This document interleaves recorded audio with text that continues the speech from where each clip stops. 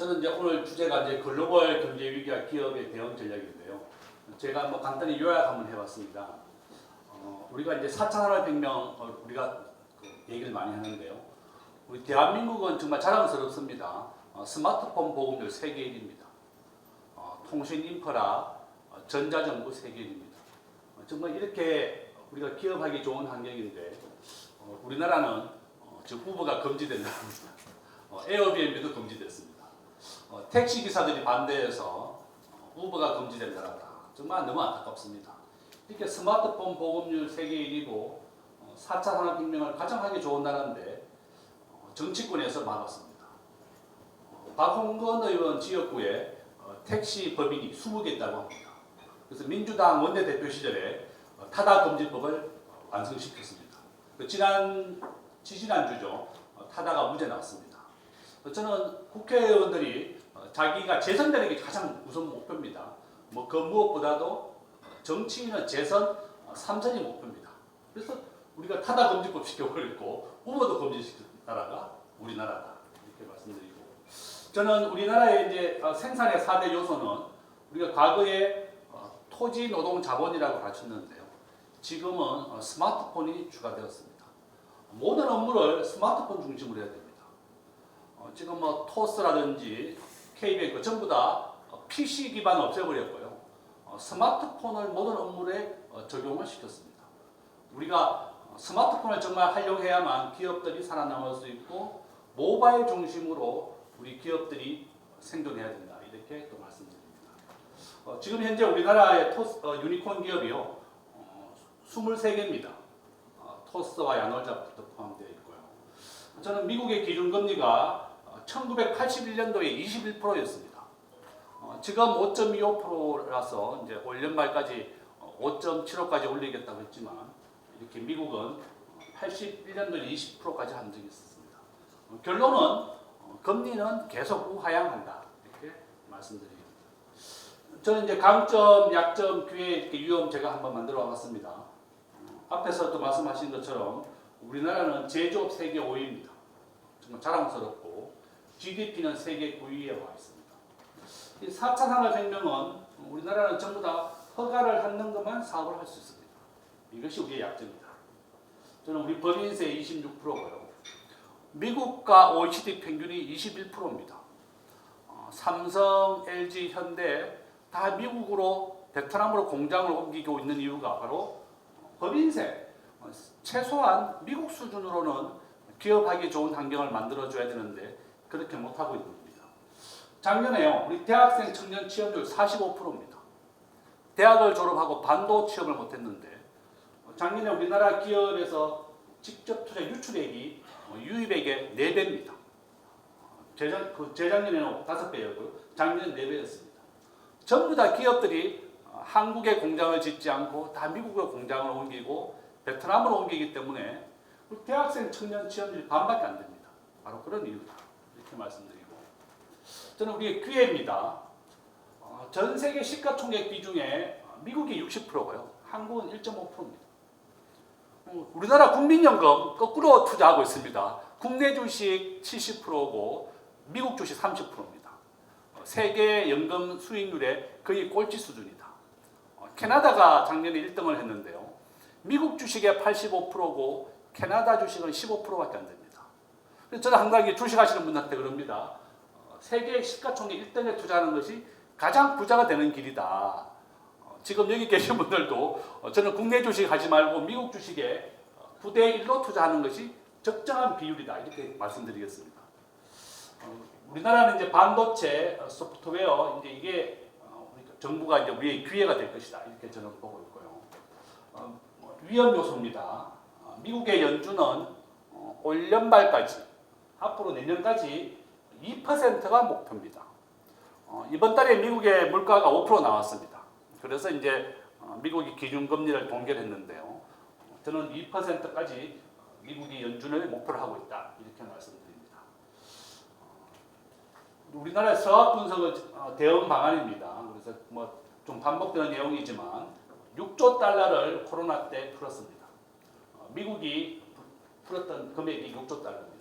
그래서 물가가 오르는 겁니다.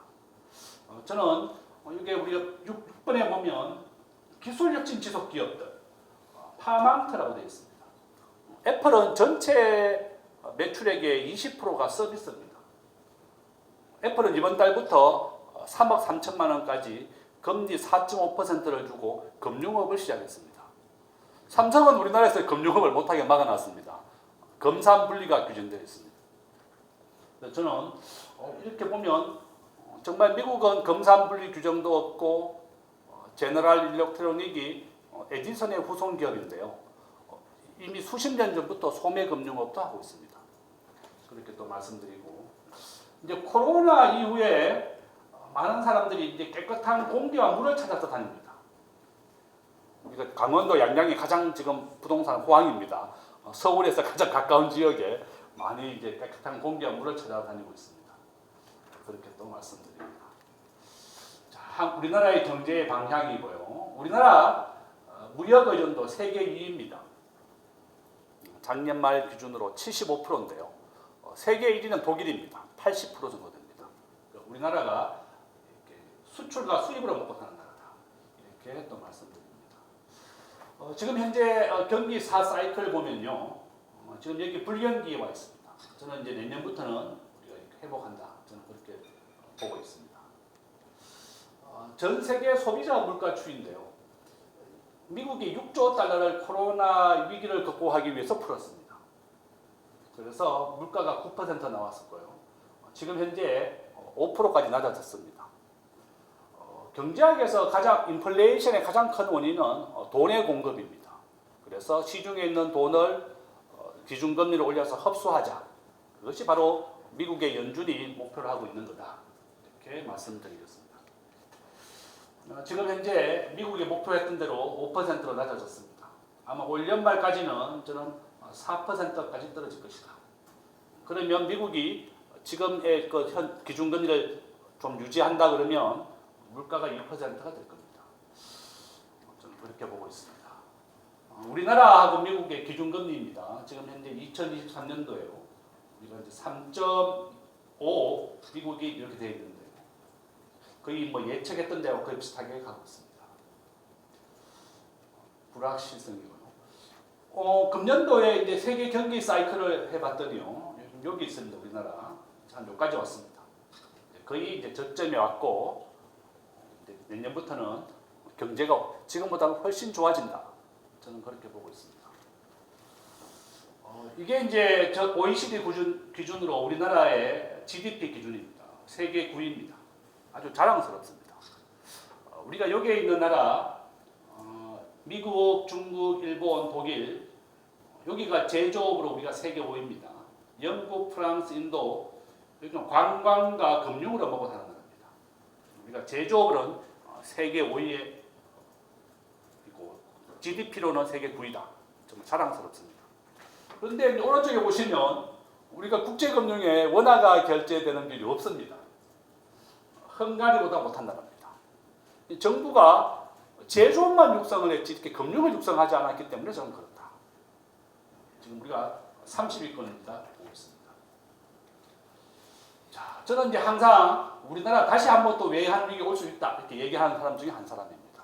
한번 보시면 GDP 대비 외환 보유액 비중이요 23%밖에 안 됩니다. 대만이 70%고요. 홍콩 서 있습니다. 한국은행이 이제 매달 우리 외환 보유액 보도를 하는데요. 세계 9위다. 걱정하지 마라. 이렇게 얘기하지만 대만을 한번 보시면요. 우리 GDP의 반도 안 되는 나라가 우리보다 외환 보유고가 더 많습니다. 대만은 과거에 국공합작이나 모택동한테 쫓겨나면서 그 어떤 나라도 믿지 않는다. 스스로가 자국을 지키겠다. 이런 생각을 가지고 있습니다. 외환 보유고가 GDP 대비의 70%, 홍콩, 스위스 다 120%, 러시아 우리보다 더 많이 비축해놨습니다. 우크라이나 전쟁을 대비하기 위해서 더 많은 달러를 비축했습니다. 저는 우리나라도 좀 더 안전하게 좀 했으면 좋겠다. 항상 97년도 직접 저는 경험했습니다. 우리 환율 2,000원까지 갔었고요. 2008년도에 1,600원을 찍었습니다. 작년에 1,440원 찍었었고 지금 한 1,300원대 와 있습니다. 저는 언제든지 이렇게 외환도 부족하다 그렇게 보고 있고요. 적정 외환 보유고를 제가 한 10년 이상 연구해 봤습니다. BIS 국제결제은행이 한국의 적정한 외환 보유고는 9천억 달러다 이렇게 얘기했습니다. 현재 반밖에 안 됩니다. 그래서 항상 환율은 계속 오른다 그렇게 말씀드립니다. 전체 외화 자산 구성도 보면 현금은 3%밖에 안 됩니다. 저는 요점은 한국은행이나 정부의 말을 다 믿어서는 안 된다 이렇게 또 말씀드리겠습니다. 제가 부동산 주가 이렇게 우리 변수를 한번 연구해봤습니다. 은행 이자가 마이너스 0.8이고요. 나머지는 전부 다 긍정적입니다. 그래서 은행 이자가 부동산에 가장 큰 영향을 주고 주가에도 가장 큰 영향을 주는데 7%, 8%를 기점으로 해서 7% 이하가 내려가면 부동산이 오릅니다. 지금 집담보대출 금리 6%로 내려왔습니다. 그래서 부동산이 오르는 겁니다. 주식도 마찬가지다. 은행 이자가 가장 중요한 영향입니다. 은행 이자가 내리게 되니까 집값이 다시 오르고 주가도 오르는 것이다. 이렇게 말씀드릴 수 있습니다. 이건 이제 제가 기술 통계를 해본 거고요. 자, 이게 환율을 한번 보시면 우리 주택입니다. 서울의 집값을 지난 86년부터 한 40년간 분석을 해봤더니요. 90% 확률로 올랐습니다. 서울에 있는 집 사셔도 됩니다. 우리나라에 집을 가진 사람과 없는 사람이 5대5입니다. 저는 이제 학생들한테도 아직 앞으로 인구가 줄어든다고 얘기하지만 10년간은 앞으로 집이 오른다. 왜냐하면 1인 단독 세대주가 서울에 현재 30%입니다. 앞으로 단독 세대주가 40%까지 증가하는데요. 10년은 추가로 증가합니다. 그래서 걱정하지 말고 90% 확률로 오른다. 이게 이제 결정 계수라고 하는데요. 이 확률을 말하는 겁니다. 몇 년 언젠가는 좀 내린 적이 있었습니다. IMF 때고요. 그건 이제 2008년도입니다. 지금 현재 좀 내렸지만 20% 정도 내렸습니다. 인천에 전세 사기 났는 지역은 50% 내렸습니다. 그렇지만 장기적으로 봤을 때는 90% 확률로 오른다. 집을 사라고 얘기합니다. 아파트 분양을 받아라. 그것이 부자가 되는 지름길이다. 이렇게 저는 가르치고 있습니다. 이건 전국으로 한번 해봤습니다. 전국도 역시 90% 확률로 상승을 했습니다. 40년 기준입니다. 그러니까 이제 우리나라 전체 인구 5천만 명 중에 반이 서울과 수도권에 있습니다. 이렇게 또 말씀드립니다. 주가입니다. 주가도 역시 86% 확률로 오르더라. 우량한 주식을 장기로 보유하면 이렇게 오른다는 겁니다.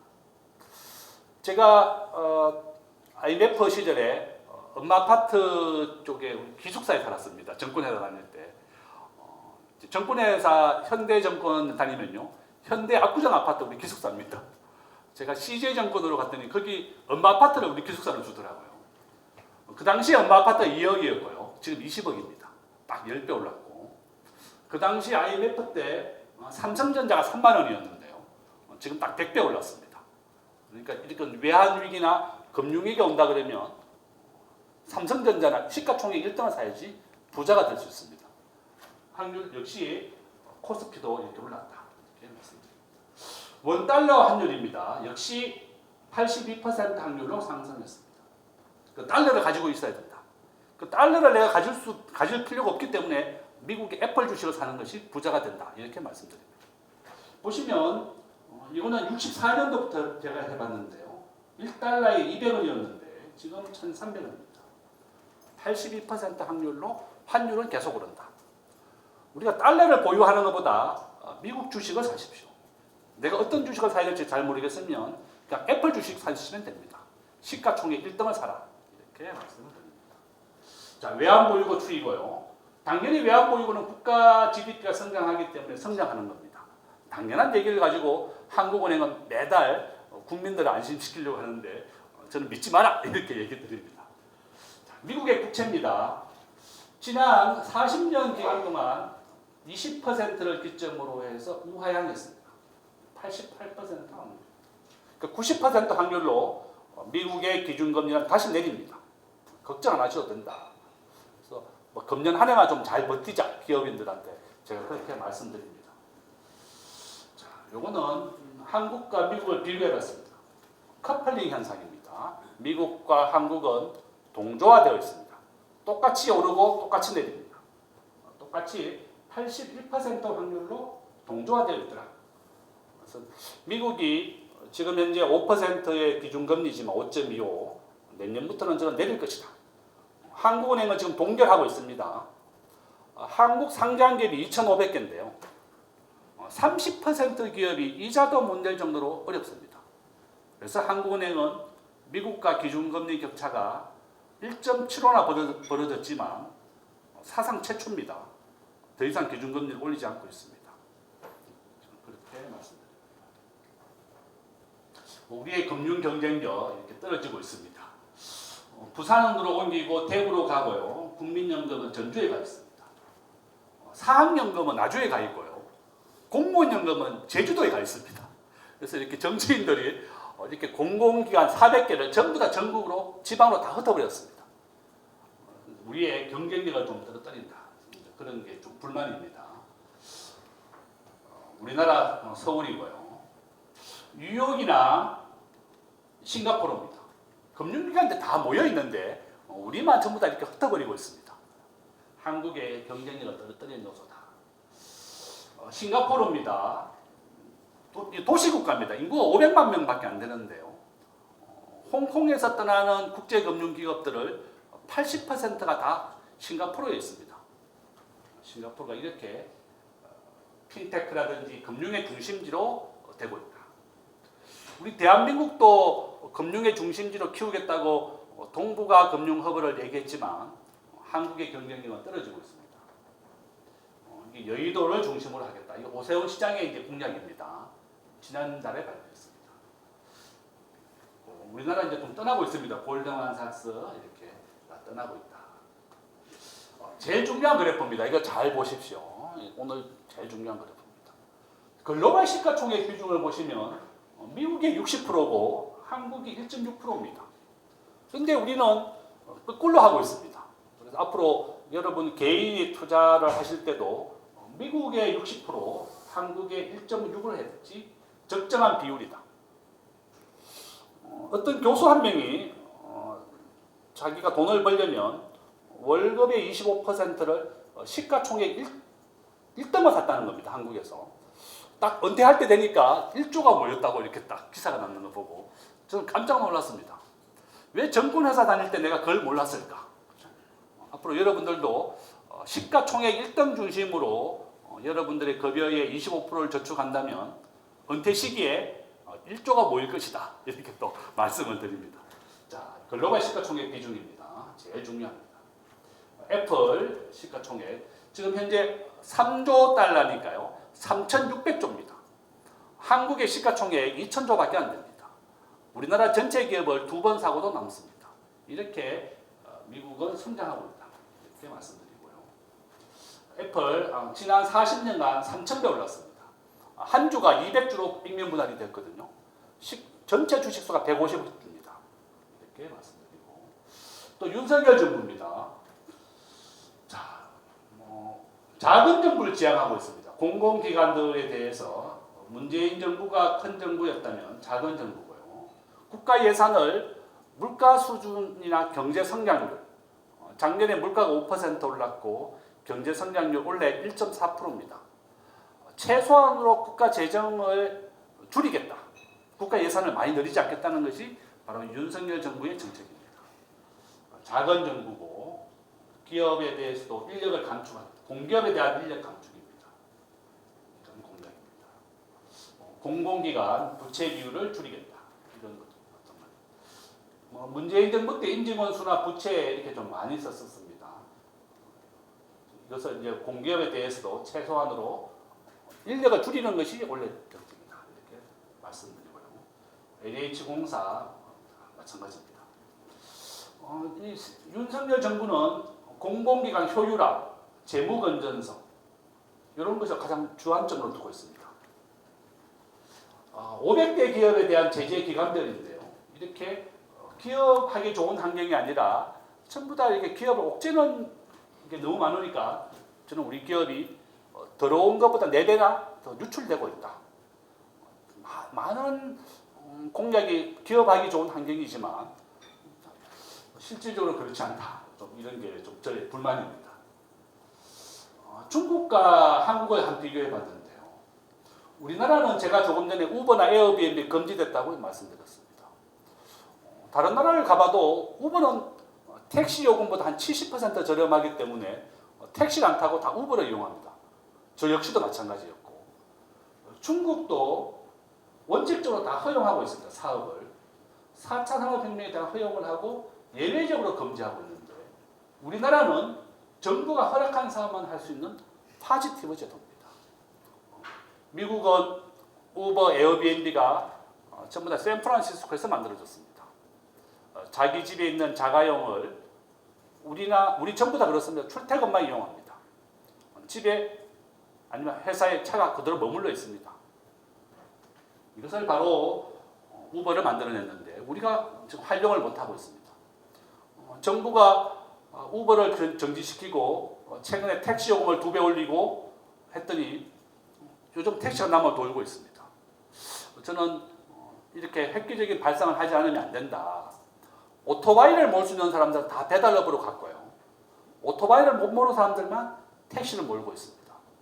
저는 최소한 우리가 중국이나 미국처럼 좀 칸막이를 좀 없애고 네거티브 제도로 바꾸자. 정부가 허락한 것만 사업하는 그런 시대가 아니다. 그렇게 보고 있습니다. 아시아 법인세 한번 보십시오. 싱가포르가 17%인데요. 우리가 25%입니다. 지방세를 포함하면 26%입니다. 정부가 기업하기 좋은 환경 말로만 그러지 법인세도 마찬가지입니다. 싱가포르에 모든 주요한 금융기관들이 다 모여들고 있는 이유입니다. 우리 최고 소득세율입니다. 우리가 10억 원 이상 하면 45%입니다. 미국은 6억 원 이상 37%입니다.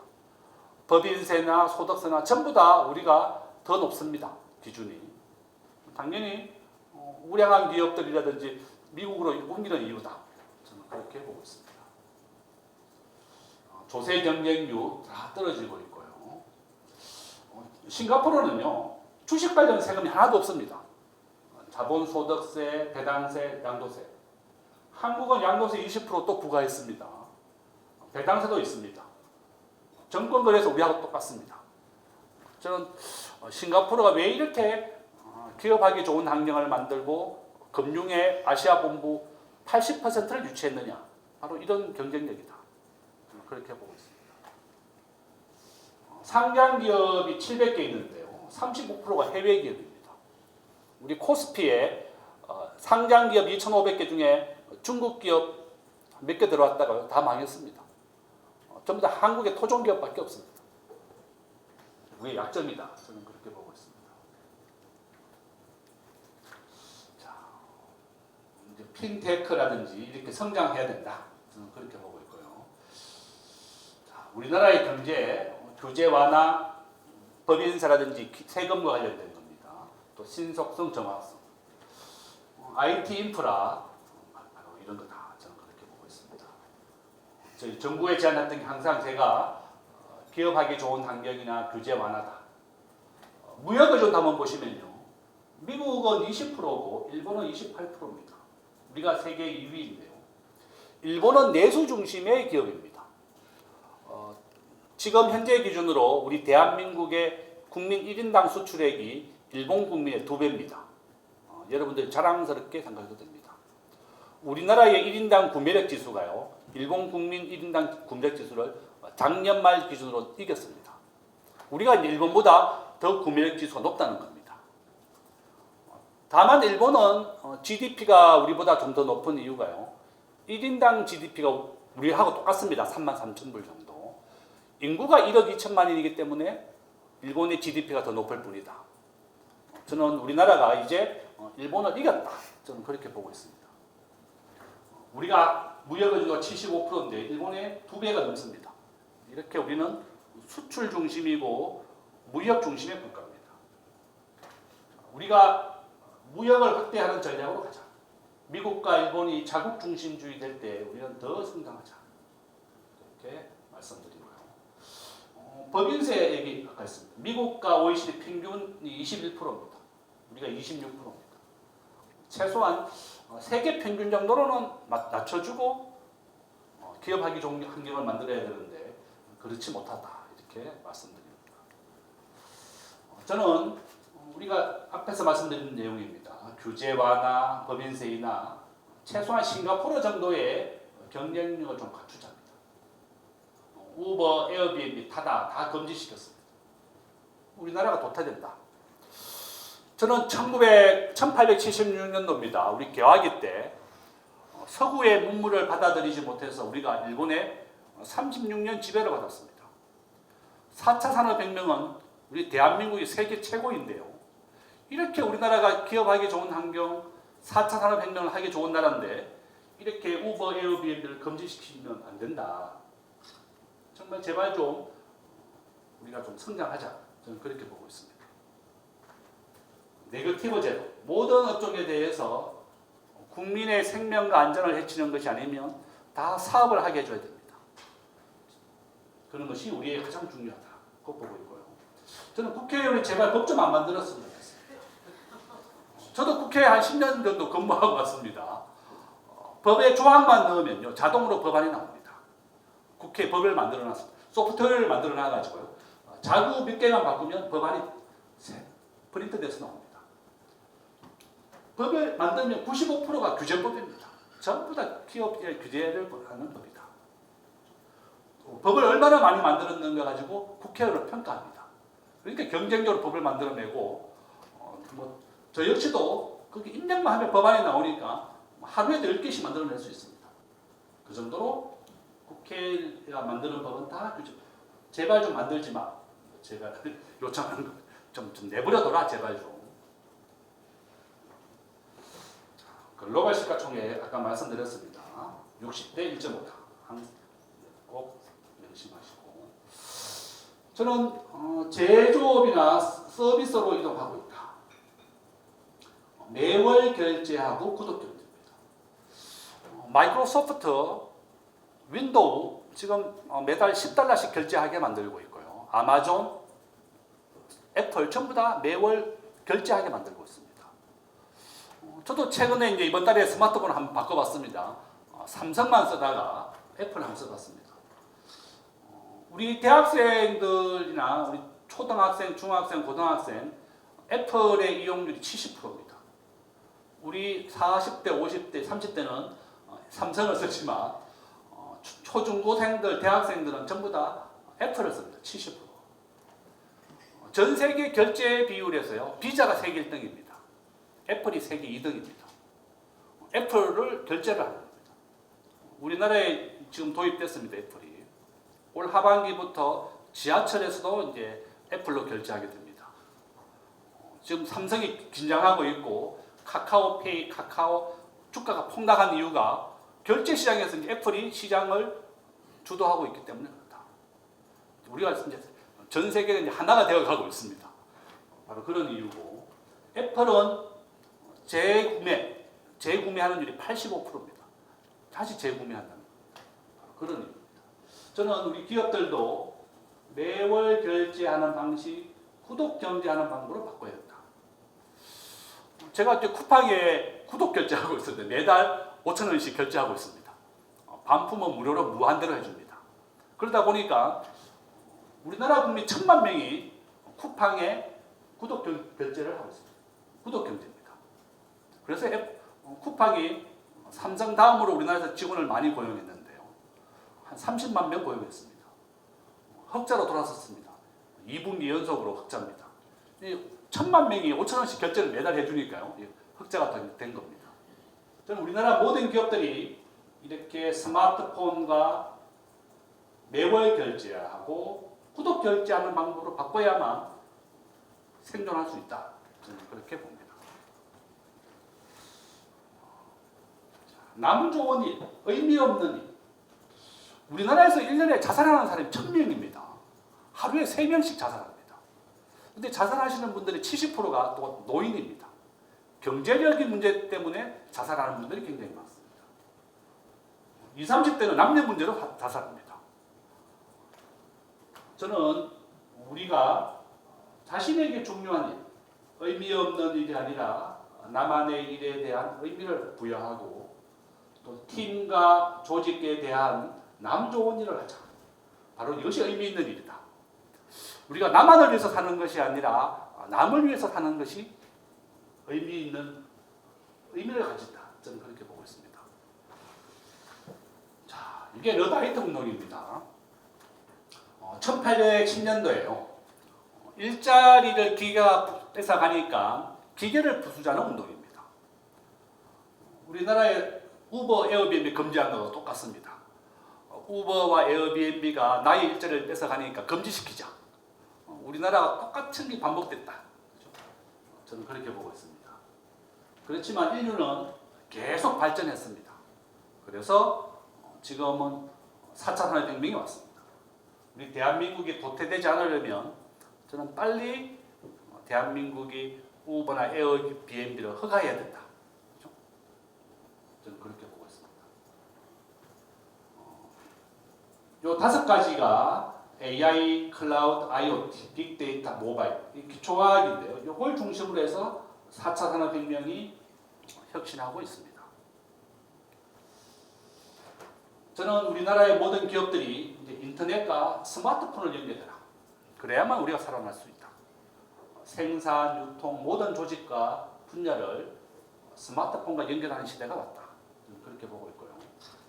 월 구독하고 있는 거 제가 앞에서 얘기했습니다. 애플, 아마존, 구글 전부 다 미국의 빅테크 기업들이죠. 시가총액 1, 2, 3, 4위 순서입니다.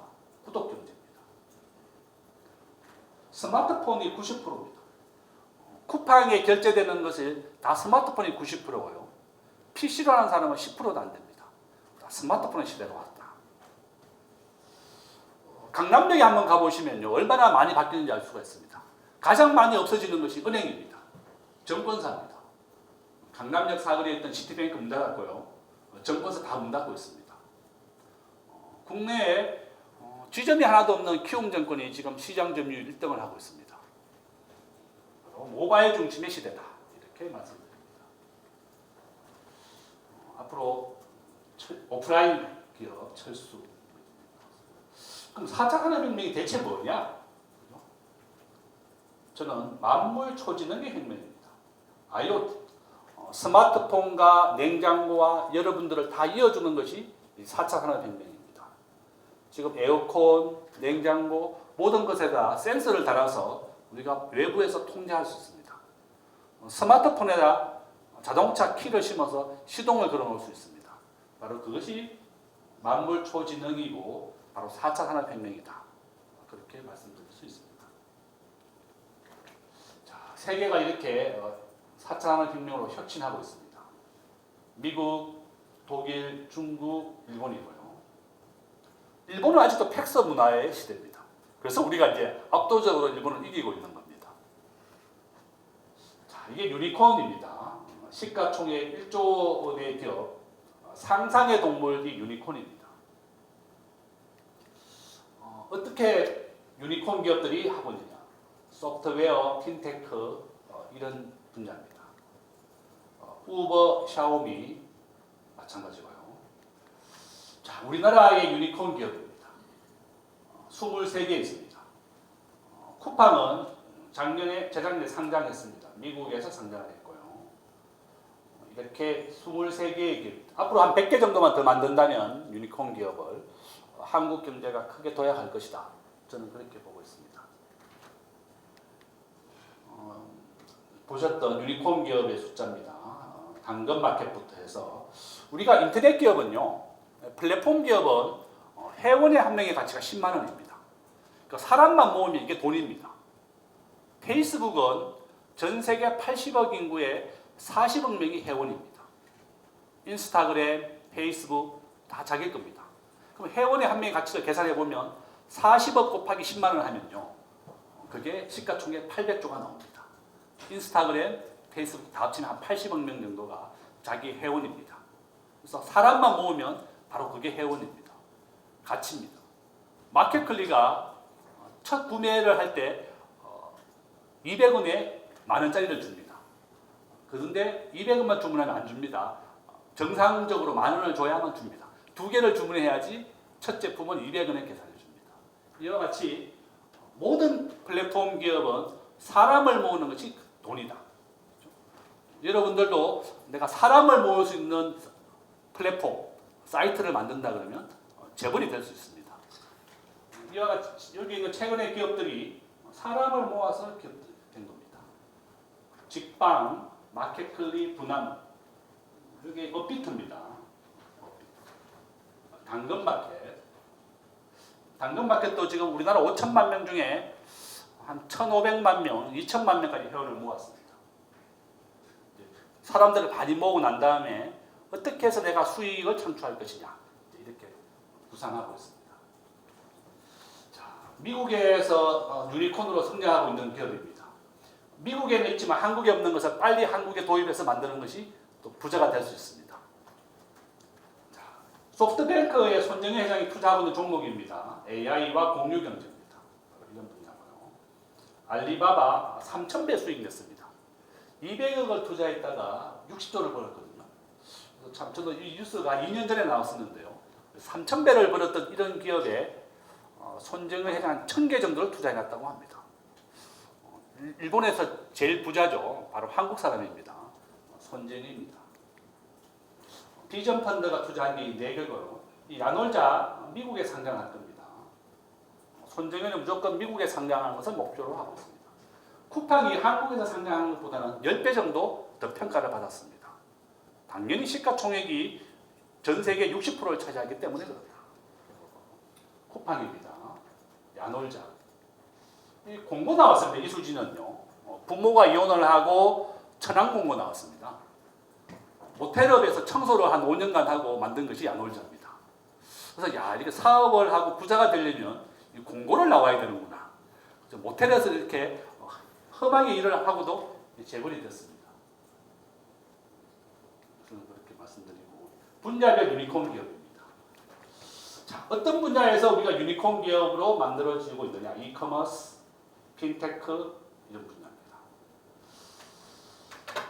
요 강의를 마치시고 저한테 카톡을 보내주시면 제가 제 끝에 전화번호 적어드릴 테니까 제가 오늘 PPT를 보내드리겠습니다. 전부 다. 유니콘 기업 한 6년 정도 걸립니다. 데카콘 기업은 10조짜리 기업을 말합니다. 자, 어떤 기업이 유니콘이 되냐? 어떤 사업이 아이템으로 유망할까? 바로 이런 분야입니다. AI, 무인 자동차. 테슬라가 어제 280달러, 270달러까지 왔습니다. 제가 400달러에 샀거든요, 테슬라를. 그러니까 조금만 사고 싶지 한 주 이상만. 그죠? 저도 아직 손실 보고 있는데 테슬라 아마 이제 애플과 아마존이 전고점을 다 돌파했습니다. 테슬라도 올 연말에 내년에 400달러가 전고점이니까 돌파하지 않을까 저는 그렇게 보고 있습니다. 자, 국내 유니콘 후보와 주요 투자자들이고요. 스타트업 실패하는 이유. 시장이 원하는 제품을 만들어라. 이렇게 말씀드립니다. 우리의 주력 품목, 유망 품목, 수출, 플랫폼 기업들의 변신입니다. 소프트웨어가 하드웨어를 다 지배하고 있다. 노키아 스마트폰을 10년 전에 가장 먼저 만들어냈는데요. 이렇게 애플이 만들어내기 전에 이렇게 빠른 시대가 올 것이냐 이렇게 해서 임원들이 반대했다고 그러더라고요. 노키아 망했습니다. 진짜 혁신하고 변화하지 않으면 안 한다. 저는 노키아가 가장 잘 보여주고 있다. 자, 애플이고 마이크로소프트, 구글입니다. 시가총액 1등만 살아남는. 제가 앞에서 말씀드렸습니다. 내가 어떤 종목을 해야 될지 잘 모르겠으면 1등만 하시면 됩니다. 플랫폼 기업, 핀테크, 앞에서 했던 비슷한 내용입니다. 윤석열 정부, 핀테크고요. 가장 많이 창업을 할 수 있는 게 바로 핀테크 분야입니다. 파이낸스와 테크놀로지가 바로 이 핀테크 분야인데요. 인공지능, 핀테크 가장 많이 창업하고 있다. 이렇게 말씀드립니다. 국내 핀테크 경쟁력, 중소기업, 기업들입니다. 시간이 이제 얼마 안 남아서 이렇게 좀 넘어가겠습니다. 결론 기업하기 좋은 나라 좀 만들어 달라. 이게 제 핸드폰 번호입니다. 저한테 카톡을 보내주시면 오늘 강의했던 이 PPT를 보내드리겠습니다. 도움 되셨으면 좋겠습니다. 들어주셔서 감사합니다.